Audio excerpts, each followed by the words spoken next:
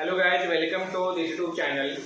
आज हम लोग यहाँ पे डिस्कस करेंगे झारखंड पॉलिटेक्निक से। अगर आप यहाँ पे डिप्लोमा का कोर्स करे हो, झारखंड पॉलिटेक्निक से 30 साल का आप यहाँ पे कोर्स कर रहे हो क्लियर पॉलिटेक्निक का, तो उसमें आपको यहाँ पे थर्ड सेमेस्टर में कौन कौन सा सब्जेक्ट इंपॉर्टेंट है, कौन कौन सा पेपर आपका वेरी इंपॉर्टेंट है, किस पेपर पे आपको ज़्यादा फोकस करना है और कितने सब्जेक्ट का आपका एग्जाम होता है क्लियर, कितने सब्जेक्ट का आपका क्रिटिकल एग्जाम होता है, कितने सब्जेक्ट का आपका यहाँ पे सेशनल होता है। तो हर एक टॉपिक के बारे में आज हम लोग यहाँ पे डिस्कस करेंगे क्लियर।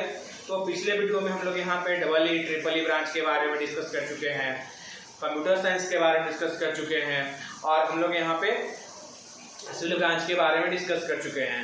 आज हम लोग यहाँ पे मेटलर्जी ब्रांच के बारे में हम लोग यहाँ पे डिस्कस करेंगे कि मेटलर्जी ब्रांच के लिए कौन कौन सा आपका यहाँ पे इंपॉर्टेंट पेपर है, कितने सब्जेक्ट का आपका एग्जाम होता है, टोटल नंबर ऑफ सब्जेक्ट कौन कौन इंपॉर्टेंट है। तो हर एक टॉपिक के बारे में आज हम लोग यहाँ पे डिस्कस करेंगे क्लियर। किसी स्टूडेंट ने कमेंट करके कहा कि सर आप प्लीज मैकेनिकल सिविल इलेक्ट्रिकल के बारे में तो बता ही रहे हैं, मेटलर्जी के बारे में बताइए। देखिए मेटलर्जी जो ब्रांच है आपका बहुत कम कॉलेज में, एक है आपका GP Dhanbad government polytechnic Dhanbad में और एक है आपका जमशेदपुर में क्लियर। बस दो ही जगह आपके यहाँ मेटलर्जी ब्रांच है देखने को। इसके बाद क्या है, तो जिसके कारण से बहुत स्टूडेंट को पता भी रहता है कि मेटलर्जी ब्रांच में क्या क्या पढ़ना है, या फिर इसकी फैकल्टी बहुत कम मिलते हैं, कॉलेज में आपको अच्छे तरीके से क्लास नहीं करवाया जाता है, ठीक है। तो हम हर एक टॉपिक के बारे में आज हम लोग यहाँ पे फोकस करेंगे। तो अगर आपका भी मेटलर्जी ब्रांच है और आप भी झारखंड से डिप्लोमा का कोर्स कर रहे हो, पॉलिटेक्निक का कोर्स कर रहे हो, तो प्लीज़ इस वीडियो को लास्ट टाइम तक आप वॉच कीजिए क्लियर, ताकि आपका मेटलर्जी ब्रांच के सब्जेक्ट को लेकर जो भी आपका डाउट है वो आपका यहाँ पे क्लियर हो सके। अगर आप मेरे चैनल पे पहली बार विजिट कर रहे हैं तो प्लीज़ हमारे चैनल को सब्सक्राइब कीजिए, ताकि इस प्रकार का जितने भी आपका यहाँ पे इंफॉर्मेटिव वीडियो है वो आपके पास तक जल्दी से जल्दी यहाँ पे पहुँच पाए। और हमारा जो बेल आइकन है उसको आप प्रेस कीजिए, ताकि आपका कोई भी नोटिफिकेशन जब भी हम यूट्यूब पे अपलोड करते हैं तो आपके पास सबसे पहले पहुँच सके क्लियर।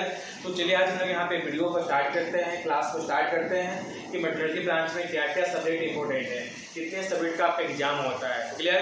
तो लास्ट टाइम तक आप इस वीडियो पे बने रहिएगा, लास्ट टाइम तक आप वीडियो को वॉच कीजिए, ताकि आपका हर एक टॉपिक को लेकर आपका जो सस्पेंस है, आपका जो डाउट है वो क्लियर हो सके। तो चलिए स्टार्ट करते हैं। देखिए आपका जो थर्ड सेमेस्टर है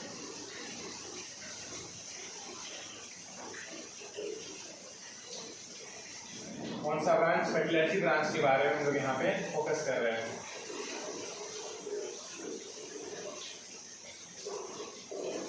क्लियर। इसमें टोटल नंबर ऑफ सब्जेक्ट की बात किया जाए तो आपका यहाँ पे 5 सब्जेक्ट है। कितना सब्जेक्ट है आपका? 5 सब्जेक्ट। कौन कौन सा सब्जेक्ट है? देखिए सबसे पहले आपका यहाँ पे मैथमेटिक्स है,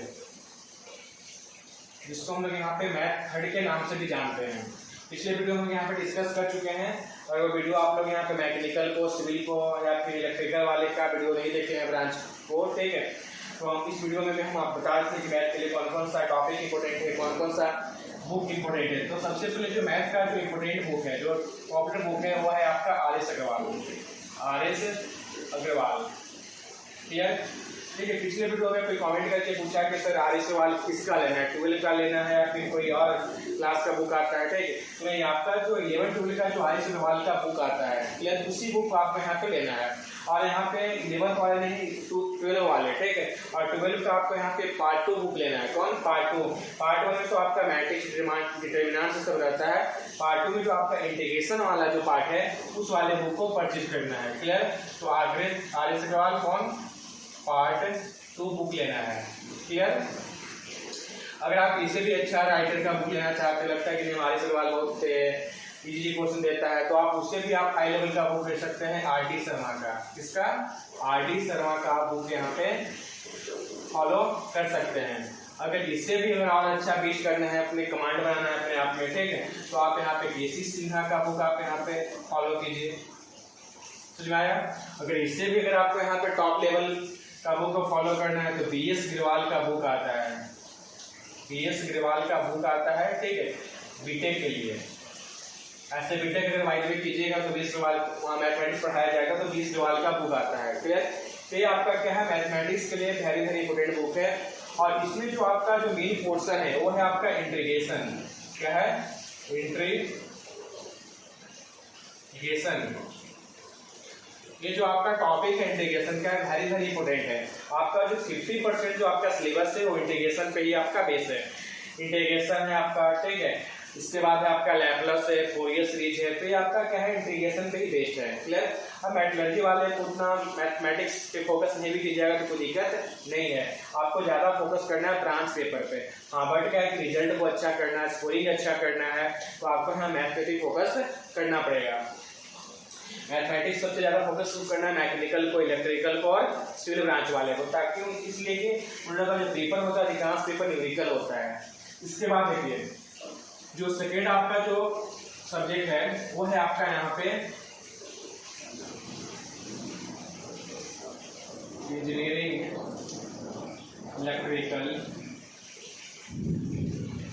एंड इलेक्ट्रॉनिक्स है। एक्चुअली में आपका ब्रांच पेपर नहीं है, इलेक्ट्रिकल और इलेक्ट्रॉनिक्स वाले का ब्रांच पेपर है, बट आपका थर्ड सेमेस्टर में दिया गया है ताकि आप यहाँ पे मेटलर्जी से बिलोंग करते हैं, ठीक है। तो मेटलर्जी से बिलोंग करते हैं तो यहाँ पे जब भी कुछ वायरिंग का काम होता है, कुछ भी आपका सर्किट का डायग्राम का काम होता है, तो इस चीज़ के बारे में आपको नॉलेज होना चाहिए। देखिए मेटलर्जी ब्रांच वाले को फुल टू फुल आपको मेटल के बारे में पढ़ना है कि मेटल का क्लासिफिकेशन कितने प्रकार का होता है, मेटल का टेस्टिंग कितने प्रकार का होता है। आगे जब ब्रांच पेपर में हम लोग यहाँ पे डिस्कस करेंगे तो उसे बताएंगे एक्चुअली मेटलर्जी ब्रांच का मतलब क्या है। देखिए तो आपका इलेक्ट्रिकल और इलेक्ट्रॉनिक्स जो आपका सब्जेक्ट है इसमें आपका दो बुक को फॉलो कर सकते हैं। क्लियर। एक है आपका इलेक्ट्रिकल के लिए जो बुक है आपका उसको फॉलो कर सकते हैं आप यहाँ पे BL खरीजा का बुक आता है, ठीक है। इसके लिए आप यहाँ पे इलेक्ट्रिकल की इंजीनियरिंग इलेक्ट्रिकल के लिए। क्लियर। इसके बाद जो आपका इलेक्ट्रॉनिक्स है उसके लिए आप यहाँ पे VK मेहता का बुक आप फॉलो कर सकते हैं। क्लियर। VK मेहता का। तो आपका यहाँ पे दो एक्चुअली में यहाँ पे 3 सब्जेक्ट को कंबाइन कर एक आपका सब्जेक्ट बनाया गया है जिसका नाम रखा गया है electrical and electronics engineering. Clear. तो जिसमें आपका एक्चुअली में 3 पेपर है, जिसमें आपका डिजिटल जो इलेक्ट्रॉनिक्स होता है, ठीक, उसका भी कुछ यहाँ पे 2 चैप्टर दिया गया है। आप लोग सेकेंड सेमेस्टर में आप लोग पढ़े होंगे नंबर सिस्टम के बारे में। क्लियर। इसके बाद आप लोग यहाँ पे गेट्स पढ़ाया जाता है सेकेंड सेमेस्टर का फिजिक्स में, ठीक है। सभी कंडक्टर पढ़ाया जाता है। तो हर एक टॉपिक आपको इलेक्ट्रॉनिक्स वाले पार्ट में पढ़ना है। तो ये आपका क्या है, सेकेंड सब्जेक्ट है। क्लियर। इसमें बहुत ज़्यादा बैक लगता है तो बहुत स्टूडेंट क्या करते हैं कि तो हमारा ब्रांच पेपर है नहीं, इसका प्रिपरेशन कम करते हैं। तो ऐसा नहीं, सबसे आपका देखा जाए तो हार्ड सब्जेक्ट आपका इलेक्ट्रिकल एंड इलेक्ट्रॉनिक्स इंजीनियरिंग है। क्लियर। सबसे ज़्यादा बैक लगने वाला पेपर आपका ये है थर्ड सेमेस्टर में। तो इसका प्रिपरेशन अच्छे तरीके से कीजिए और कॉलेज में क्लास होगा तो कॉलेज में अच्छे तरीके से क्लास कीजिए। कॉलेज में क्लास नहीं होता है तो आप सेल्फ स्टडी कीजिए, यूट्यूब के माध्यम से पढ़िए, या फिर आसपास में कहीं कोचिंग क्लासेस होते हैं तो उसको भी आप ज्वाइन कर आप इसका सेल्फ स्टडी या फिर इसका अच्छे तरीके से प्रिपरेशन कर सकते हैं। क्लियर। तो इस पेपर पे ज़्यादा फोकस करना है आपको ताकि आपका थर्ड सेमेस्टर में बैक आपका न लगे। अब है आपका यहाँ जो थर्ड सब्जेक्ट है आपका वो है आपका बेसिक मेटलर्जी, ठीक है। बेसिक मेटलर्जी का ये आपका जो सब्जेक्ट है वो है आपका बेसिक मेटलर्जी। ये है आपका एक्चुअली में ब्रांच पेपर है। अब आपका जो यहाँ पे ब्रांच पेपर मिलता है, अब ब्रांच पेपर की बात करें तो बेसिक मेटलर्जी। देखिए मेटलर्जी का मतलब क्या है कि आपको अगर मेटलर्जी ब्रांच मिला है तो हर एक मेटल के बारे में आपको पूरा यहाँ पे क्या होना चाहिए, कमांड होना चाहिए, पूरा कॉन्सेप्ट क्लियर होना चाहिए। आयरन के बारे में पढ़ाया जाएगा आपको, यहाँ पे कॉपर के बारे में पढ़ाया जाएगा, ठीक है, गोल्ड के बारे में यहाँ पे, तो हर एक चीज़ के बारे में आपको यहाँ पे पूरा मेटलर्जी का बेसिक नॉलेज यहाँ पे बताया जाता है, ठीक है। मेटलर्जी एक्चुअली में होता क्या है, इसका क्लासिफिकेशन क्या है, मेटल को कितने भागों में बांटा गया है, ठीक है। इसके बाद मेटल का आपका प्रिंसिपल क्या है, मेटल का टाइप्स कितने होते हैं, तो हर एक चीज़ के बारे में आपको बेसिक मेटलर्जी में पढ़ाया जाता है। क्लियर। अगर बुक की बात करें तो सबसे अच्छा एक बुक आता है यहाँ पे OP खन्ना का, इसका OP खन्ना का बुक आता है। क्लियर। तो ये जो सब्जेक्ट है अगर आप चाहिए कि अगर मान लीजिए कोचिंग क्लास ना करें तो या फिर कॉलेज में अच्छे तरीके से भी क्लास नहीं हो रहा है तो आप इसको सेल्फ स्टडी करके इसको आप पढ़ सकते हैं। वो ये कोई ज़्यादा हार्ड सब्जेक्ट नहीं है। कौन? आपका बेसिक मेटलर्जी। हाँ, बट आपका बहुत नॉलेजेबल आपका ये सब्जेक्ट है, बहुत कुछ सीखने को मिलेगा, जानने को मिलेगा आपका कौन बेसिक मेटलर्जी वाले सब्जेक्ट में। क्लियर। तो ये आपका 3 सब्जेक्ट है। अब हम लोग यहाँ पे फोकस करेंगे जो 4th सब्जेक्ट है, ऊपर भी लिखते हैं, इसको मिटा देते हैं। इसके बाद हम लोग यहाँ पे 4th सब्जेक्ट के बारे में फोकस करेंगे। क्लियर? देखिए आपका जो 4th सब्जेक्ट है वह है आपका फिजिकल मेटलर्जी। फिजिकल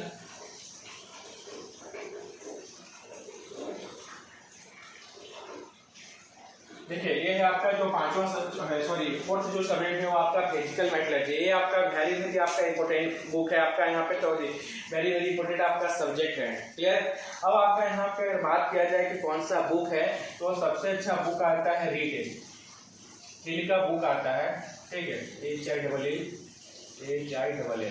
तो रीड हिल का सबसे अच्छा यहाँ बुक आता है। अब फिजिकल मेटलर्जी में पढ़ना क्या क्या, देखिए अब आपको यहाँ पे जो मेन आपका इसमें जो क्वेश्चन आता है वेरी इंपॉर्टेंट, वो है आपका यहाँ पे iron carbon equilibrium diagram. Clear? जो कि आपको यहाँ पे हर बार क्वेश्चन पूछता ही है। क्लियर? तो अब यहाँ पे फिजिकल प्रिंसिपल क्या है, फिजिकल प्रॉपर्टी क्या है, किससे भी आपका मेटल का, तो हर एक चीज के बारे में यहाँ पे क्या किया जाएगा, आपको यहाँ पे पढ़ाया जाएगा। किसमें? फिजिकल मेटलर्जी में। तो ये आपका थोड़ा सा हार्ड सब्जेक्ट है। क्लियर? और ये थोड़ा सा इसमें ज्यादा बैक भी लगता है और थोड़ा बहुत कुछ सीखने को मिलेगा, कुछ न्यूमेरिकल भी है आपको यहाँ पे। किसमें? फिजिकल मेटलर्जी में। क्लियर? तो सबसे अच्छा बुक जिसका आपका रीड हिल का सबसे अच्छा बुक आता है। अगर यहाँ पे बात किया जाए यहाँ पे, तो एक और बुक है आपका, ठीक है, यहाँ पे और करके एक और बुक है जिसका नाम है आपका AC रॉल्सन। ठीक है, AC रॉल्सन एक राइटर है जिसका बहुत अच्छा बुक आता है, किसका? फिजिकल मेटलर्जी का। क्लियर? तो आपका जो इसमें जो मेन टॉपिक है, मेन आपका जो चैप्टर है वो आपका क्या है यहाँ पे, आयरन कार्बन इक्विलिब्रियम डायग्राम। उस चैप्टर को अच्छे तरीके से पढ़ लीजिएगा। आपका कॉम्पिटिटिव एग्जाम में क्वेश्चन पूछता है आपका इस चैप्टर से। ठीक है, एक क्वेश्चन आपको आना फिक्स है। क्लियर? किसे? आपका आयरन कार्बन इक्विलिब्रियम डायग्राम के बारे में। क्लियर? अब जो आपका यहाँ पे जो 5वां आपका क्या है सब्जेक्ट है, वो है आपका यहाँ पे मटेरियल टेस्टिंग। ठीक है, ये आपका वेरी इंपॉर्टेंट आपका क्या है सब्जेक्ट है। ठीक है, अब देखिए आपको यहाँ पे जो मेटलर्जी ब्रांच है, तो आप यहाँ पे क्या है कि जूनियर इंजीनियर बनिएगा और वहाँ पे आपको इंडस्ट्री में, कंपनी में अगर आपको जॉब लगता है तो आपको यहाँ पे पता है क्या अच्छा पैकेज मिलता है। अगर आपको मटेरियल टेस्टिंग का अगर आपको यहाँ पे कॉन्सेप्ट है, तो आपको यहाँ पे क्या बताया जाएगा, इसे पढ़ाया जाएगा। किसी भी मेटल को आप टच कर, ठीक है, आप यहाँ पे देख कर बता सकते हैं कि आप यहाँ पे इसको हम लोग यहाँ पे उसका आप जाके चैप्टर पढ़िएगा। ठीक है, सब्जेक्ट के बारे में जब पता चलेगा आपको यहाँ पे देखिएगा, तो आपको क्या है कि मेटल टेस्टिंग बताया जाता है। किसी भी मेटल को देखकर आपको यहाँ पे टेस्ट करके बताना है कि इसका यूज हम लोग यहाँ पे किस जगह पे कर सकते हैं। ठीक है, किस काम में हम लोग यहाँ पे कर सकते हैं, तो ये सब चीज सिखाया जाता है आपको मेटेरियल टेस्टिंग में। क्लियर? तो यहाँ पे सबसे अच्छा एक राइटर का बुक आता है जिनका नाम है EVS स्टील। क्या नाम है? EVS steel. तो EVS स्टील का बहुत एक अच्छा राइटर है जो मेटेरियल टेस्टिंग का एक बुक को यहाँ पे क्या किए हैं, राइट किए हैं। क्लियर? तो आप ये ब्रांडेड बुक है, इसको आप यहाँ पे ले सकते हैं। ठीक है, अगर पॉसिबल नहीं कि आप जितना यहाँ पे बुक का नाम बताए हैं वो बुक आप परचेज नहीं कर सकते हैं, थोड़ा सा बुक का कॉस्टली आता है। ठीक है, अगर बात किया जाए रिजाली का, जुबिन वाला का, तो उसके अकॉर्डिंग ठीक इसका जो बुक आता है सब राइटर का थोड़ा सा कॉस्टली आता है। ठीक है, हाँ, बट क्या है कि ये सब बुक को आप परचेज करते हैं तो जब आप बीटेक करोगे तो बीटेक में भी आपका ऐसा बुक काम देगा।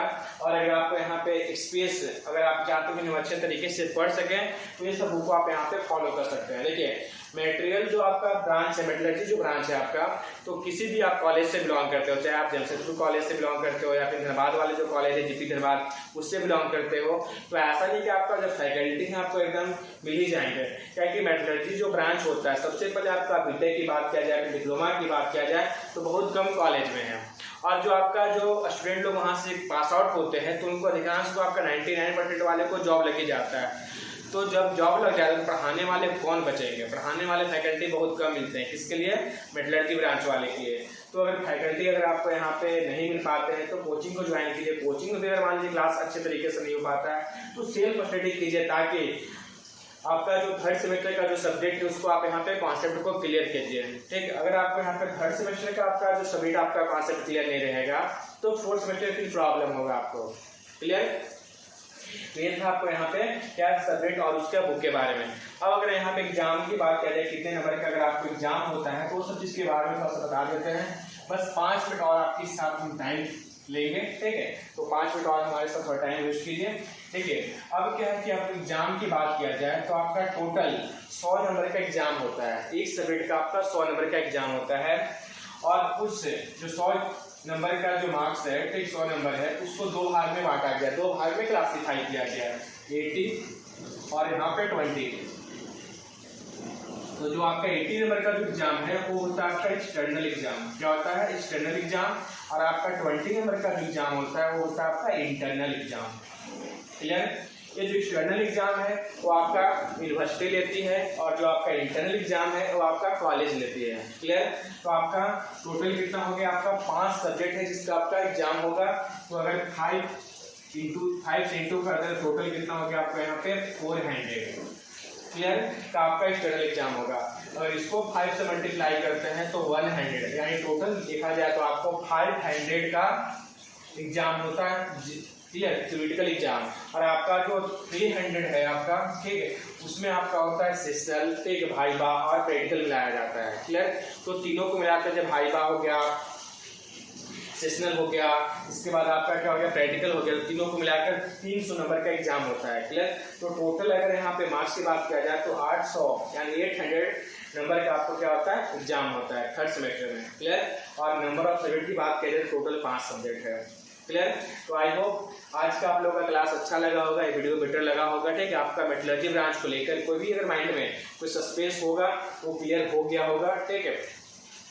अगर फिर भी कुछ पूछना है, कोई डाउट रह गया है तो हमारे कमेंट बॉक्स में कमेंट कीजिए और हम आपके डाउट को कोशिश करेंगे कमेंट के माध्यम से आपका यहाँ पे पूरा कर सकें। अदरवाइज यहाँ पे अगर कमेंट के माध्यम से न बता सके तो हम एक सेपरेट वीडियो बना देंगे फिर से मेटलर्जी ब्रांच वाले के लिए। क्लियर?